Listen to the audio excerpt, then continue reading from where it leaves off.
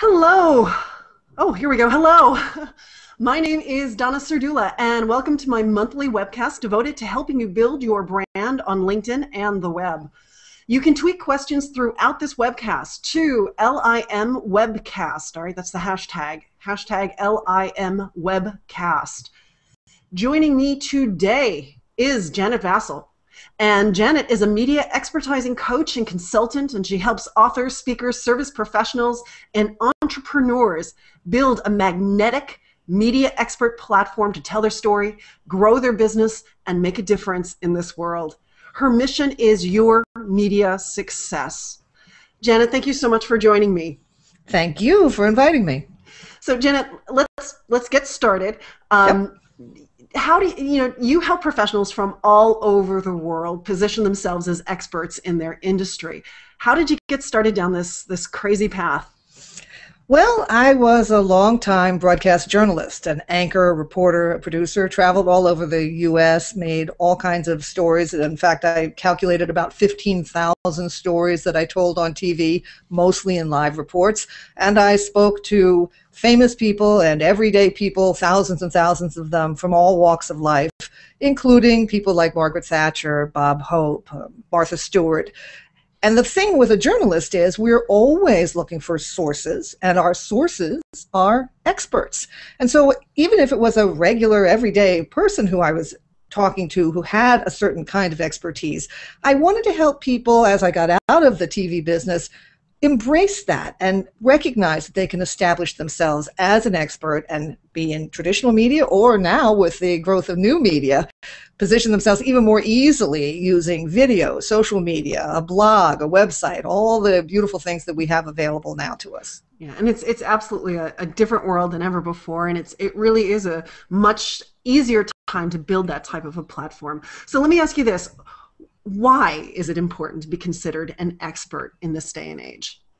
Well, I assume the old joke would be most people don't want to pay money to an amateur. If you want to have your taxes done, you're not going to ask a 15-year-old to sit down and submit your taxes to the government. That could be dangerous. You're going to want to find a tax specialist. That person is an expert.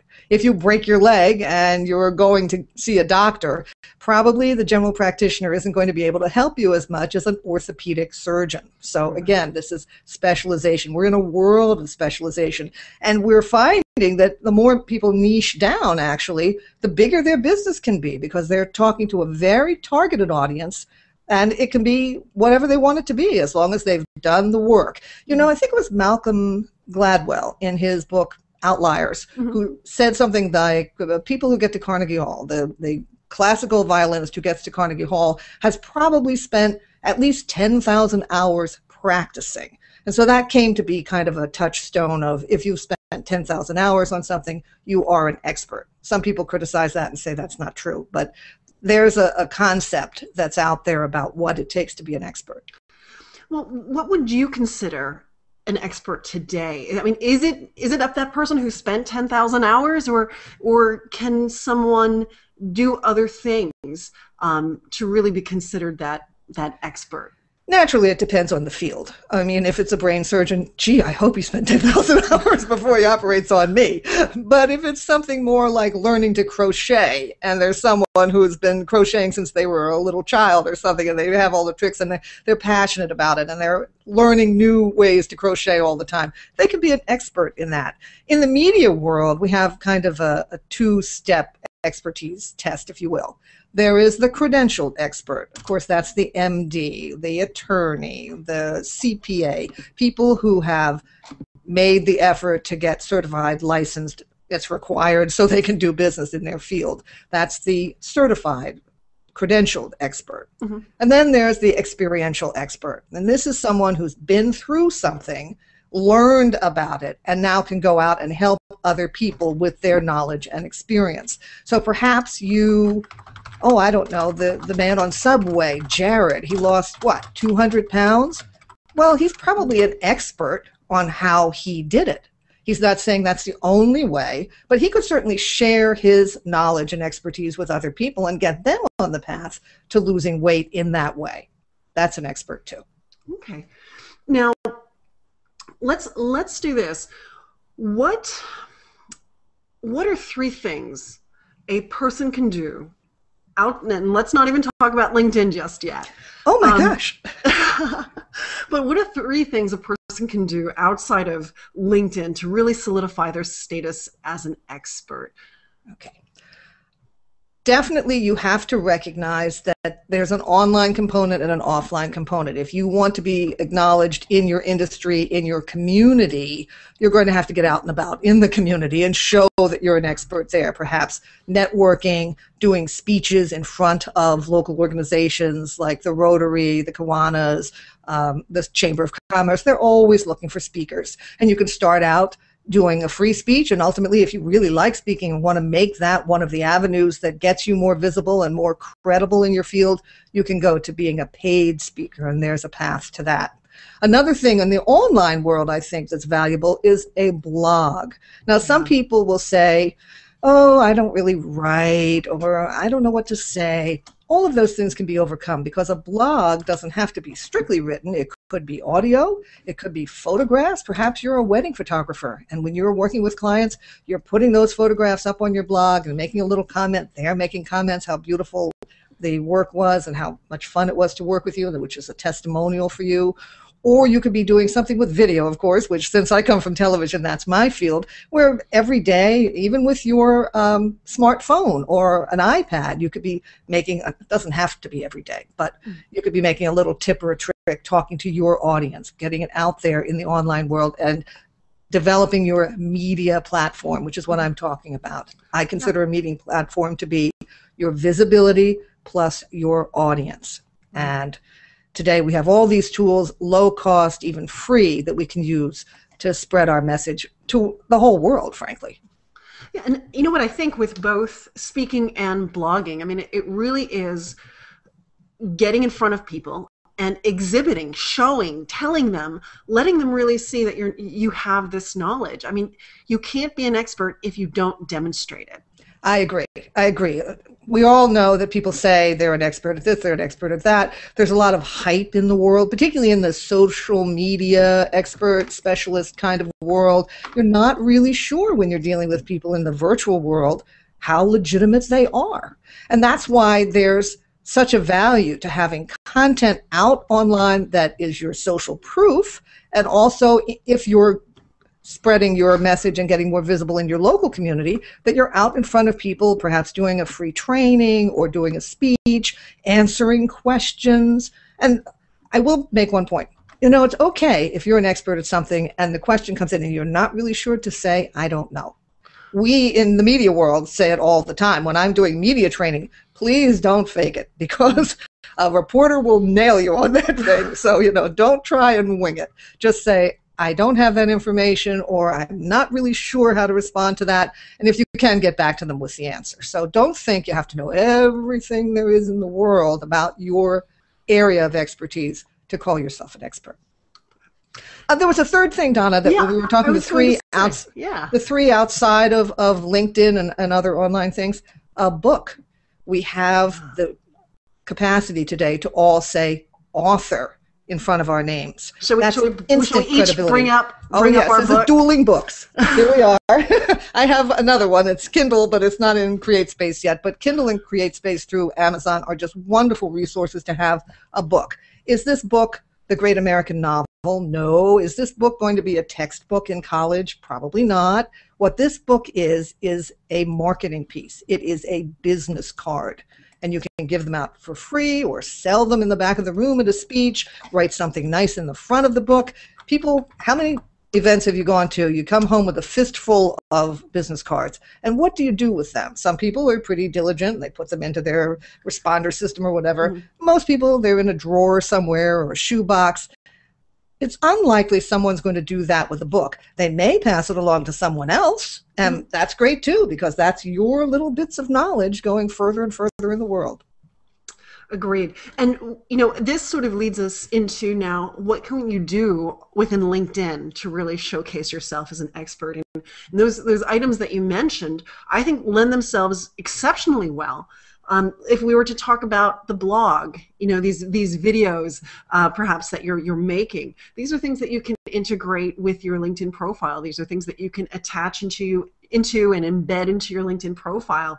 The speaking engagements, that's something that you can put in as a status update. It's that drip feeding and letting people know. What other suggestions would you suggest with the status updates to really showcase one's knowledge?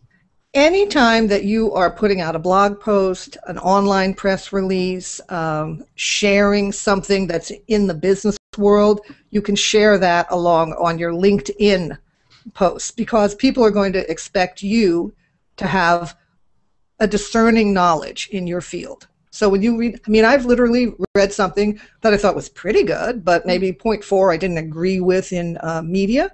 So I put it out there and I say, excellent article, though I'm not so sure about point 4. There you are positioning yourself as an expert. Being involved in groups on LinkedIn is also an excellent way to start to talk to people, not only your peers and colleagues, but also where does your target audience hang out?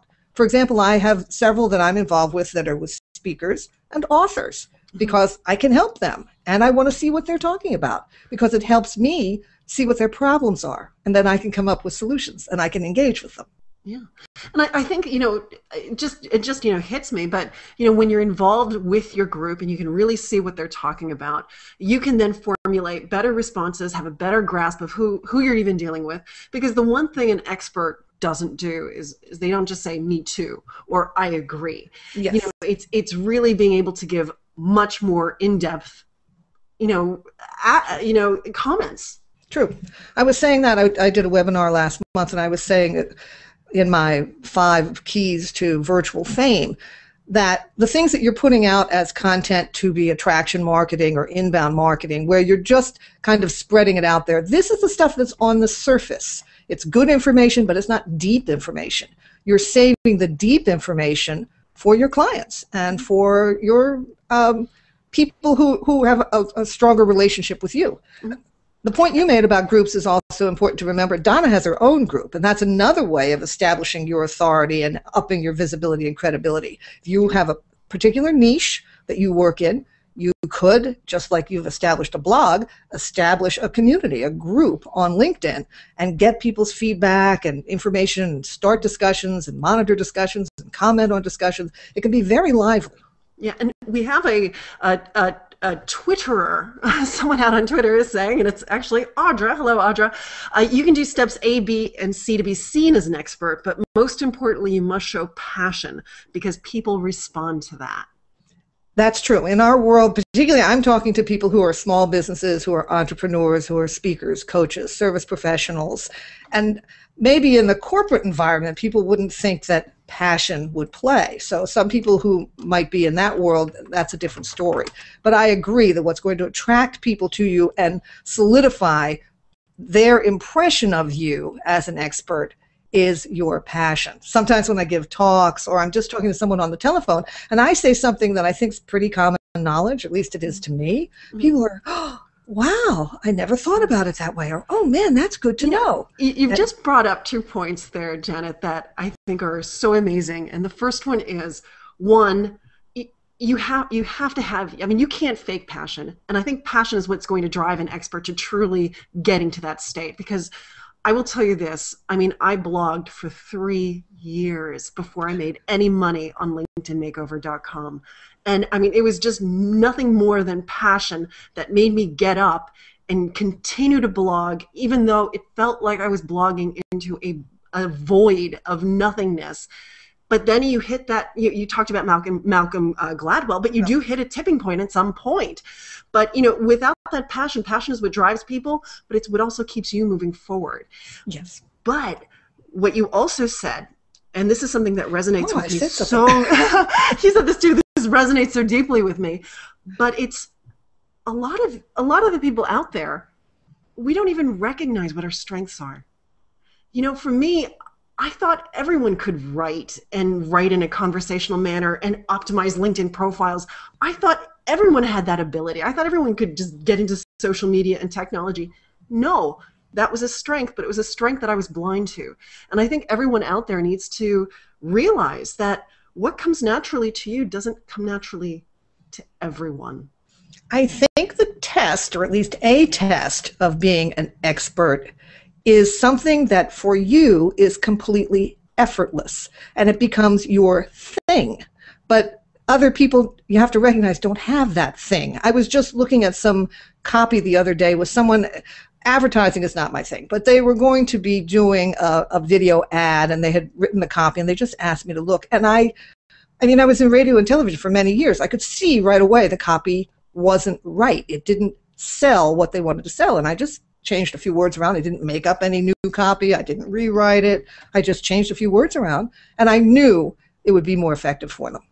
Effortless. I came home. I even said to my husband, gosh, I should do that more often, because I just saw it right away. Now, I have, we just got Lena Kennedy on Twitter just wrote, great point about engaging in LinkedIn groups where your target market hangs out, not just your own industry groups. Yeah, we're all in a comfort zone when we're talking to our peers or we're making connections with people who are in our field. But the real value, I think, of a community like LinkedIn is when you're in the area where your target audience is asking questions, looking for answers, and even you can ask questions and elicit discussions, and it'll just help you help them so much better. You know, and the one thing is, when you're on LinkedIn and you're making this splash and you're doing these things, there is one thing that follows you around, and you and I, Janet, have talked about this before. I had a presentation or a webcast last month that talked about this. It's that profile picture. Oh, don't get me started on that. Yes, that is essential, folks. Please. I know so many people, and I know them personally. I know they're experts at what they do, and darn it, they don't have a photo up there, and they're the invisible man, you know, that icon, a little gray figure. Gosh, that makes me crazy. I send them notes. I say, come on, get a photo up there, because people do business with people. You are selling you. They want to put a face to all that juicy, great stuff that you've put in that profile. Yeah, and I will go one step further and say it can't just be any photo. Oh, no. I know this one fella, and he is smart as a whip. He's doing amazing things, but the profile picture he uses on LinkedIn, he's not looking directly at the camera. His mouth is like slightly agape, like that. It's horrible. And I didn't even take him seriously. Yes, exactly. Sometime, I don't remember when, but someone said to me that there was this completely fake profile somewhere, unfortunately, with a very professional looking photo. And because this would be, is this somebody you know? And a lot of people who you did know said they knew them. You were befriending them, and they didn't exist. Yeah. So it's really important to be authentic and to have a real photograph, not the Hawaiian shirt, not the funny hat, not a little cartoon figure, not you and your cat. You know, there are other social media platforms where that's going to play great, but not LinkedIn. Yeah, I absolutely agree. I totally agree. So if we were, you know, just to say, so with LinkedIn, I think in order, I mean, quite honestly, I think it just goes right across the board. In order to be perceived as an expert, you need to really showcase your expertise. You need to have the links out to all of this, the compendium of information that you have put out. And you've got to put it out there in a manner that's attractive, that's compelling, that's interesting. So we're talking the headline, we're talking about the profile picture, we're talking about the summary. Do you have any points in terms of a person's LinkedIn summary? I think it's important when you are writing the summary, which is a bio in a way, to avoid what I call I. People will discount, even if you've done wonderful things and you have great achievements and great things that have been done in your name, you've got to shape that copy in such a way that it's not I'm this, I'm that, I'm this, I'm that, because people will discount that and will start to say, well, that person is full of themselves or boastful. Or it even comes across as low level because it's tactical. I do this, I do this, I do that. You're just telling them rather than really showing. Yes, that's the other side of it. Yeah, so, which is, it's a show and tell world. Yes, you have to own your expertise. You have to be comfortable saying, I'm a pro at this or that. And I was saying to Donna earlier before we started, I kind of equate expert with professional. Sometimes a person will say to me, well, you know, other people might want to say I'm an expert, but I'm not comfortable using that word. And I say, well, if someone complimented you and said Janet Vassell was a true professional, wouldn't you like that? An expert and a professional are in the same ballpark to me. Yeah, I absolutely agree with that. You know, if I think with, you know, when we talk about that LinkedIn summary, oftentimes what I suggest to our clients when they come to us for their LinkedIn profiles, I ask them questions like, you know, what's the future of your industry? You know, let's talk more about what's going on. What makes a company successful? You know, And then you're positioning yourself as a thought leader, and that's obviously an expert. So I agree with you. You're my expert on LinkedIn, but I absolutely agree with you. That thought leadership, which you would also have in your blog, you would also have in your book, you would also be expressing at a speech. These things all come together to one big, juicy, magnetic media expert. yeah, and I think LinkedIn is part of. You talk about the 4 points of me. I don't even know. You have to tell it, but it's FAME. I think it's the first one, which is the foundation. Can you talk more about that?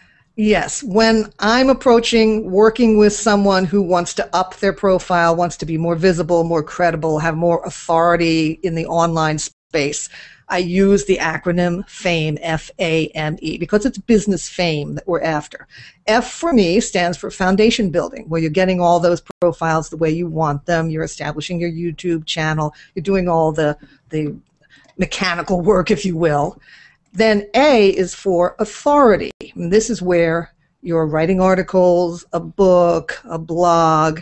You're out there in a published kind of way, and you're putting that on, as we said earlier, your LinkedIn profile and other places. Then M is for monetization.